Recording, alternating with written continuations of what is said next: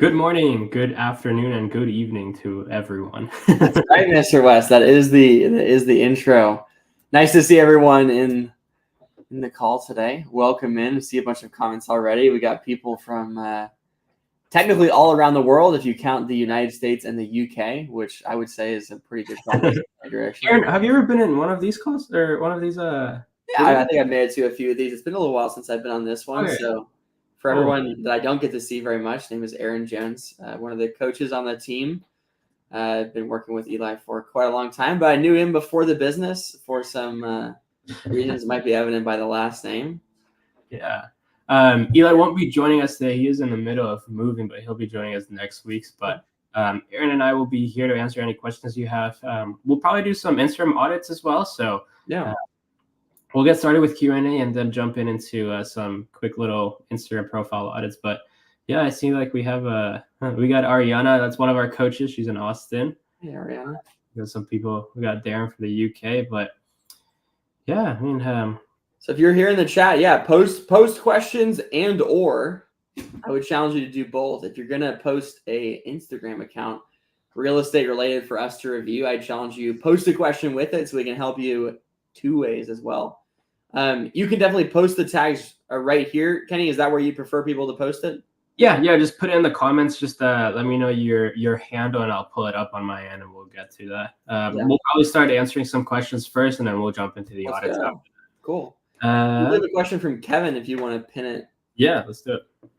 This is actually funny because we got a question very similar to this on my group coaching call this morning.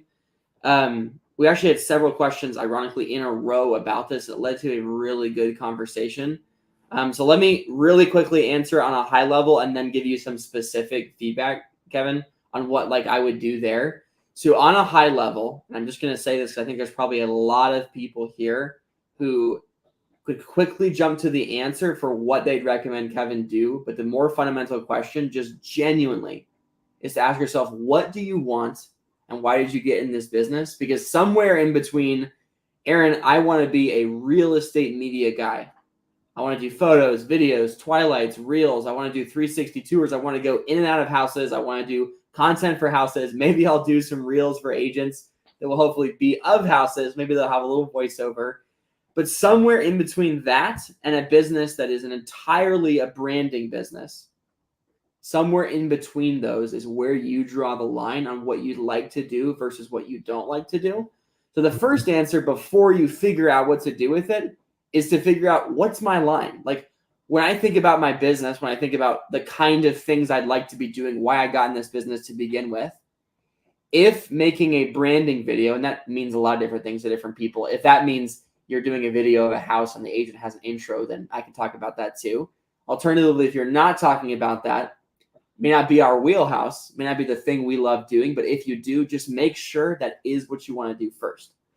Now, specifically for you, Kevin, all kinds of great things. One, ask good questions, right? Figure out what they're wanting for. Try to get examples of what they're looking for. Try to make it as simple as far as the process of shooting it and creating it as you can.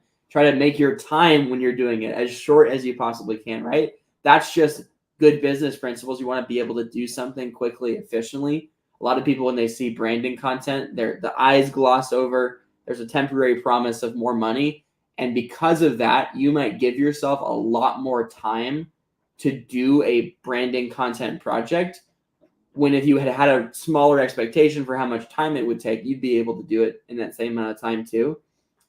And so general advice would be ask a lot of questions. Try not to definitely bite off more than you want to chew and make sure what you're doing is in line with what you want to be doing.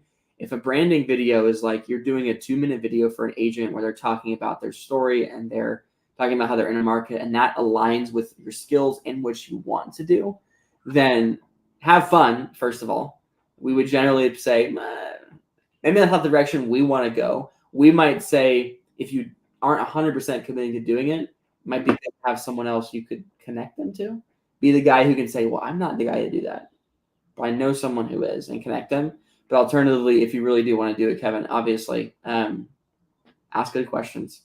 Come up with a plan that won't have an indefinite end. Make sure you can do something when you do it, show up, take care of it, and not have to go back multiple times Try to avoid changing locations. Try to keep it as simple as possible. I know, Kenny, you probably have some thoughts too, and you would generally probably say stronger than me. Unless you really, really, really, really want a branding business, don't do it. Yeah, because it's like it's gonna take away from like the simple stuff, and like, you know, we've gotten this question a lot, like REPP 2023, our conference that we host, and our answer is typically like, why don't you just stick to the thing that has been working all this time? And so a huge thing that I've seen, not saying that you're doing something wrong, Kevin, specifically, but something that I've seen, like as soon as people start hitting like the 15K mark, they start seeing like, okay, what else can I do to make more money? And I mean, I think that's a big mistake, because like, keep doing what you've been doing this whole time. You know, like you've simplified your process until you reach to this point. Don't be scared, like, to continue doing that, because obviously it's working. And so you don't need to branch off to branding videos, lifestyle videos, more of those cinematic movie type of real estate videos that we see a lot. They're beautiful, they're great. Yeah. I just personally don't think that they're scalable. If you see people hiring photographers, they're definitely paying them a lot more than they should, than what we do at Norman & Young, for example. And so like, I just think it's like a whole different type of business rather than real estate. Real estate is like super simple, very scalable, with the right type of coaching. You know, like it's very doable. But I mean, yeah, unless you really, really, really want to do branding video, I would suggest not doing it. Yeah. We have a question from Lizzie as well. What do you recommend as a dress code for women? Let's say the general rule applies. In general, we recommend essentially like a business casual attire. And for men and for women, if you look that up, you'll find quite a range. And I will say, for a lot of markets, the only really challenge to that, just dressing quote unquote business casual, and that definitely can have a more formal and a less formal side to it. The one caveat that usually makes that different or like difficult is just if you're in a market that has really hot summers, which definitely here in Texas we do, where you can definitely go. I would recommend on the more casual or the more athletic clothing side of business casual, if you have the bandwidth to get options that are a style like business casual but are breathable fabrics. Again, this is like what I was looking for when I was out shooting regularly. You know, I was wearing collared shirts. I was usually wearing some type of slack, maybe shorts occasionally in the summer as well. But I was looking for really breathable material, something that looked professional enough, but definitely wasn't going to let me be too hot. So same for you. Find something that's in the business casual, just big description, but there's definitely a big range in there. Find the style that suits you. Yeah, what I would say, I love what Aaron said, but what I usually say to everyone, men, women, dress the best to represent your client. And so if your client is, you know, well dressed and stuff, then maybe wear a dress, but like also make sure that you're comfortable with it. You don't have to be wearing a dress if you're not comfortable with it, but dress the part. So if your client is a super luxury high-end, high-end agent, then, you know, dress that part. But yeah, whatever will represent your agent the best. Yeah. Let's see. Some pretty good questions in there. We got a question from Darlene, Mr. Hevia. I don't know if you want to pull one of those up, Kenny. I'll let you pick the next one. Yeah, Darlene says, Instagram's kicking my butt about kicking me off on the second IG account. Like every 5 to 10 agents I try and follow, and I've tried to act like a real person for a few days, didn't work. Yeah, it's very hard with Instagram. I mean, like, there's really no formula. Eli recommends, you know, like acting like a real person, like you've been saying that you've been doing. So like scrolling through Instagram, liking posts, watching reels here and there, and doing that. What I would recommend is if you have a pretty good list of clients that you've already reached out to, maybe like maybe just like, for example, Mondays you can just do pure follows, and then the rest of the week you just do follow-ups of people that have said that they're interested. And so that way you're not just stuck following people every single day or every single time that you're trying to do the Instagram method. But yeah, any thoughts about this, Aaron? I mean, like, definitely tell you, when it comes to acting like a real person, here's what I would say, just some big picture advice. Don't think about it as something that you're gonna do as like a fix, a one-stop shop that when you try it for a few days, it will fix the problem. That's something that I would recommend you continue doing indefinitely. Now, if you don't love using Instagram, you don't want to be like, well, Aaron, I don't want to spend all this time on Instagram every day personally. I'd say set a timer, get on there and act like a normal person every day for a set amount of time and just make that into part of your routine. It's kind of just like the way I think about it is this. let's just say it takes you X amount of work to reach out to this many agents, and that's what you want to do. Let's know that that's an important thing in your business, that I want to spend X amount of time to reach out to Y amount of agents. Basically, the situation you're in right now is that Instagram, the situation outside of yourself is saying, well, actually, Darlene, from now on, it's going to be X plus 10 minutes or X times 2 or X plus something to reach the same amount of agents. And at that point, you can basically go on a decision tree one of two ways. Yeah. You obviously say, well, I'm not going to do that anymore because it's not worth it. Or you can do what I think it sounds like you're wanting to do, and the reason why you're asking the question. I'm going to double down, and what do I do to increase my effort to do that same goal that I set out to do? If you do that, have that mindset, it will be very helpful. There's always these tips and tricks to try. The most important thing is do not give up. Stay consistent. That's obviously tough to some degree. I know that's probably why you're messaging that question. Yeah. Got another question here by Chris. He's in coaching too. He's one of my students. Have you ever donated a package to a local real estate board auction? I don't know if Norman Young has, but I've from different students, like they have done that in order to get more clients, because they usually they'll donate it. Somebody will receive it, and then the photographer will get known, and then other agents will be like, oh, who are you? Let me get your info and whatnot. But I don't know. What are your thoughts on this, Aaron? Yeah, over the years I'm trying to think for an auction specifically. We may have done one. I know we've definitely given away packages for raffles. We may have done like a charity auction like one time, but we've given away a few raffles or given away as a prize at certain events. So in general, a huge fan of that. So yeah. Love that. He sent in his Instagram profile as well, so I'll pull it up here in a second, going off of this question as well. So Darren says, where do you draw the line with professional posts with a personal post on Instagram, as you want to be seen as a real person, but also professional as well? Not sure what and when to post. So I'll answer that question by sharing Chris's Instagram, because I think he did a really great job. So let me pull it up real quick.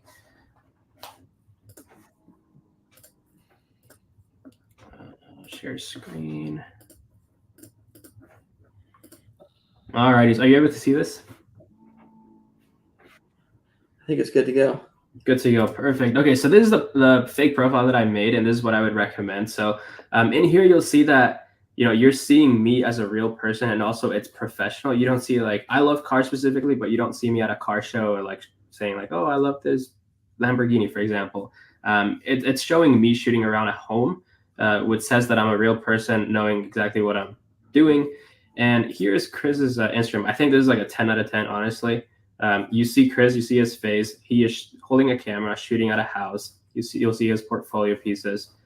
Once again, Chris here shooting, and then Chris here again with a camera, here with a Matterport. And so that's what I would be doing on your profile. So be posting a lot of the stuff that you're doing in your business, and then keep the personal stuff. For example, like I like cars, and so if I'm at a car show, I'm going to post it on my story. And I'm going to be able to connect with agents that also love cars. And so whatever your thing is, anything personal, put it here. But you want to keep this professional in the sense of like you doing something in your business. Thoughts on this, Aaron? Yeah, no, I absolutely agree. And I also think sometimes what we mean by professional is we mean it looks like really good. It looks really crisp. And so an example of maybe an account that would be quote unquote less professional, I think, although I think it's potentially even more like professional, is someone like So Gold Marketing, where my guess is they probably have more personal stuff up there than the average person does, but there's a certain level of like quality and production and excellence that goes into what they do, where the important part is it looks good, right? Like that's the main takeaway. I want this to look good. I want this to look like a real person, but I want this to also just portray that it's good. There's a certain quality, right? So you might find quote unquote more personal than someone else's might be on hers, but like this account looks, it's highly produced. It looks good, right? So everything matches too. Like it has a sweet aesthetic. I mean, like right here, like she's showing her team. So like this is her husband. Things like, I mean, like right here, Tommy is working with a drone. And so everything's kind of related to her business, but you'll see a lot more personal stuff. So she brings them both She does a really great job with that. So if you guys want to follow her, it's at Those guys are so fun. Yeah. Cool. Okay. What other questions do we have? Hopefully that answered your question, Darren. All right, what else we got next? I know someone shout out to hat or no hat on photo shoots. Man, That's a when time. I was shooting, I didn't have that dilemma. I wasn't a hat guy back then. It's been a little while, and I would say there's a difference between even then. I mean, if you're fundamentally Jason, if you're a hat guy, figure out how to wear that hat. I would also say, don't get that old hat out where you're like, oh, this is my favorite hat. It's that one you've had like 15 years and it's hideous. Like, and especially if you got something like you get a hat and you get your company logo on it, wear the heck out of that hat. Enjoy it. If you're not a hat person, you don't need a hat. Don't go out and buy a hat unnecessarily. But I think within the characteristic of like the business casual, in this industry, I think you can get away with a hat, but don't do the old dirty hat. Get the crisp clean one. As long as it I guess matches with your company. Yeah. I'm gonna see if they have it. Give me one sec. I would honestly avoid wearing a branded hat that was not for your company. I would probably avoid that just because I think it might be fine with some people, but it is true that in general, it's a lot harder to make a hat look really professional. So if you are going to have one, I am definitely serious about get a hat, because this is a fun part of business. Get a hat, slap your company logo on it, get a nice, crisp, clean color that makes sense. Don't do like some weird shade that might look less professional. I was gonna bring up them. They're also in coaching, and she's super awesome. You got to get to know her, but look at their uniform. It's very casual and chill, but it matches their vibe. So like I don't find this unprofessional, if that makes sense. I mean, like it's a casual shirt, but like Aaron was saying, like it is branded, which goes a long way. Yeah. I don't know. They're in Florida, so like for everyone not in Florida, just remember they're in Florida. That's the Florida, so like their vibe. Yeah, I like this. I wouldn't consider that unprofessional. So yeah, it kind of just depends on where you're at too. Cool. Let's see. There was a question I wanted to pick on Mr. West. Pick on in a good way, not like critique the question. One, I want to shout out Rex Sounds. It says I'm doing 2 hotels this weekend, 4K in 2 days. That's awesome. Love to hear that. Someone asked a question around the bend real estate photography. I know that business name, and I can't put my name on the owner right now. Where's that at? I don't want to mess it up, but I believe I know who that is, and in which case, hello. Thoughts on what to charge a builder when shooting multiple houses in their community? It's a lot like when you shoot multiple of anything. There definitely can be room for some kind of discounts, but a lot of people, when they hear discounts, it usually leads to really high discounts unnecessarily. And I think what we would recommend is, start smaller in the 5 to 10% range for a lot of stuff that you do. And so if they're asking about it, feel free to do it. If no one's asking about discount, then definitely don't run to the discount. Like if someone just says, I've got 3 homes in this area, what will it cost for you to shoot them? You could include in that like quote, which is just based on the pricing that should be public on the website anyway, what you would charge. But you could also just send, these houses is X much. Easy. Now, the more that you want to sell them, the more a discount can be okay. But if they just say, hey, what's it going to cost to do 3 houses on a normal photo package? Send them the amount. If they say, what's it going to cost to get photo, video, drone? Then go, you know what? Let's make something work. Hey, here's what my price would normally be, and slap on a 10% discount if they're going to do 3 packages in the same neighborhood. And tell them that you did that. Tell them that you did a 10% discount. Make a big deal out of it. Go, it would be this much, and this is the savings. But don't go crazy. Yeah. I want to touch on this one. It says, me and my longtime best friend want to get into real estate, so we are thinking of being photographers to build our real estate portfolio, but we are going to internet real estate first. Not sure if you're meaning like you want to become a real estate agent, or just want to get into real estate in general, or want to become a real estate photographer and have that business. What I would say, if you do want to get into real estate photography, like for the business, no need to intern really for any company. start it yourself. Learn, like we have coaching too. I'll plug that in shamelessly, but Thank you, Kenny. yeah. But I would just say like go all in, start it. No need to wait on that. No need to learn from other people. Like just start your business. Yeah, decide what you want to do. If it's being an agent and you have some other way to make income in the meantime to make ends meet while you're grinding out, be an agent. Like dive in, commit to that. If you want to be a real estate photographer, which I think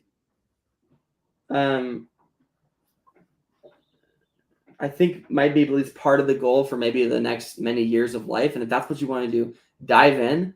Maybe you should also get coaching, but dive in, like commit to it. If it's a question of, hey, I'm trying to do something in the short term to be able to allow me to do something else, then I would say find something that will be a little more consistent from day one, in the sense that starting this business, it's not a business that takes a long time to start up. It really doesn't. You can get going pretty quickly.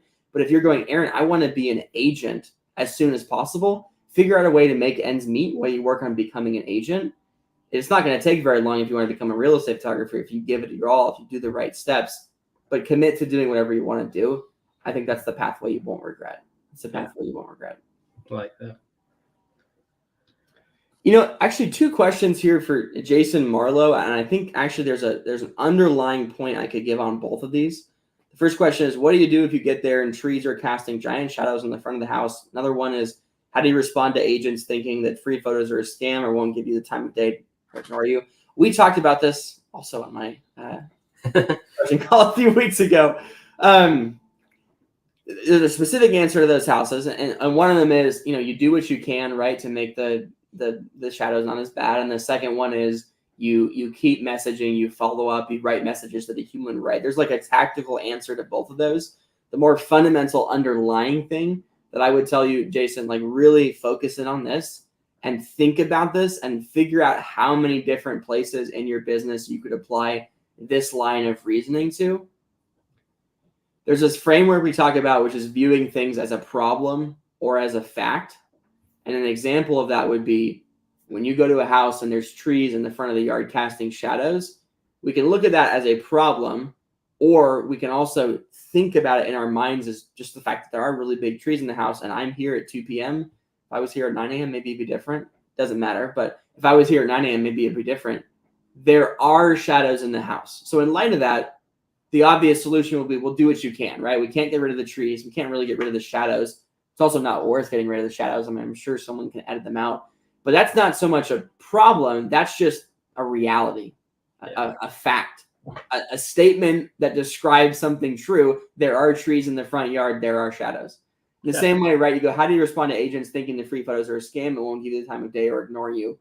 There is tactics, right? There is messages to send. There's continuing to engage in their stories, writing messages that show that you're human, continuing to post on Instagram of you doing shoots. Hey, it's me, it's Jason.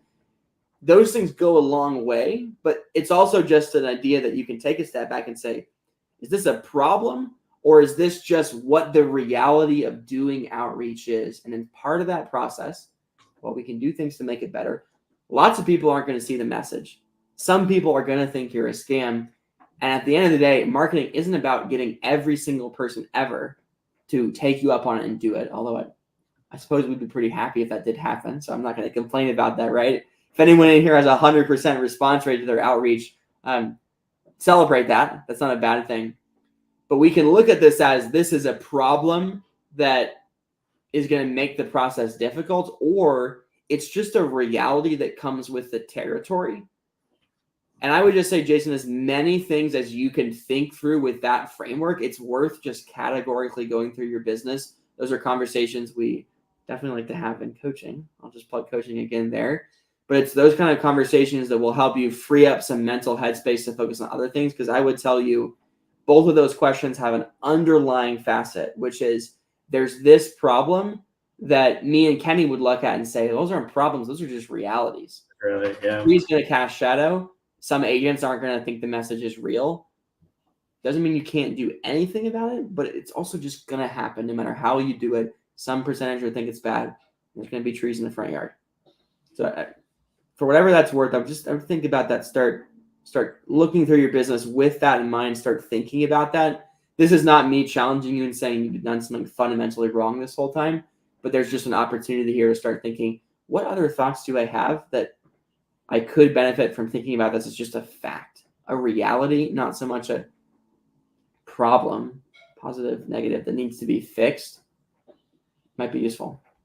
Nice. Useful.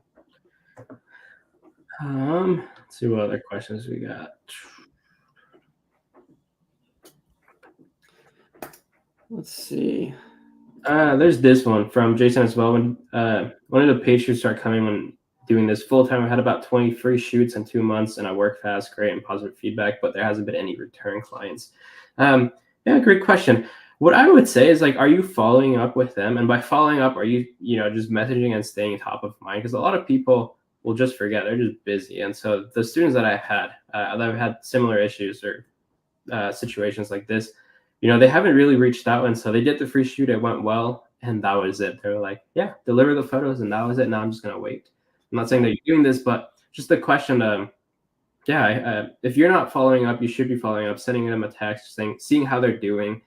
Agents like to feel that they're not just a number; they like to feel appreciated. And so the fact that you're putting in the time to send them a quick text and just ask them how they are goes a long ways. And so, yeah. Yeah, absolutely. And part of the answer probably is I would probably expect more of those free shoots to have come back probably in the 2-month period. I don't know if you're saying I've done 20 free shoots over 2 months, in which case, if there was only 2 shoots done 2 months ago and then the next 10 were done in the past 30 days, you might not expect anything. But if someone said starting 2 months ago, I had done 20 shoots, I would expect more. If that's not the case, it also might just be you have a little bit to wait. So keep going. Try to get that number as high as you can too. Double down. Go, Aaron, I've done 40 shoots in 3 months. I go, excellent. Excellent. Mentioned that he said Yeah, Jason says he also has a hat. Yeah, because of bad hair. Yeah, I can appreciate that. Jason. Cool. Perfect. Yeah, I think we're gonna call it, guys. Appreciate you guys for jumping in. Aaron, thank you so much for coming. Yeah, nice to see you guys. A lot of good questions. We do have a few things later today to take care of. Thank you all for being here. I probably plug my specific call, honestly, way too much on these calls when actually the truth is that there are so many amazing coaches that we have here in coaching. We would love the chance to work with you. If you've been on the fence for a long time, I know there's a lot of people in the comments who made some questions about, hey, I'm trying to start. This is something I'm trying to get into. And also shout out to everyone outside the United States. We do work with people outside the United States on a case-by-case basis. You should definitely reach out. We would love the chance to work with you. Coaching is something we've gotten to do for quite a while now, and it is honestly the most fun we've had in this business basically since we've started, which means we love doing it. We would love to coach you. We would love to have these conversations with you, to get into the mindset, get into the tactics. So if you haven't applied before, I would encourage you to do it. Click the link on the screen, apply at replaunch.com/apply. We'd love to talk with you. I hope you guys have a great Thursday. Absolutely. See you next time. Thank you. Peace, everyone.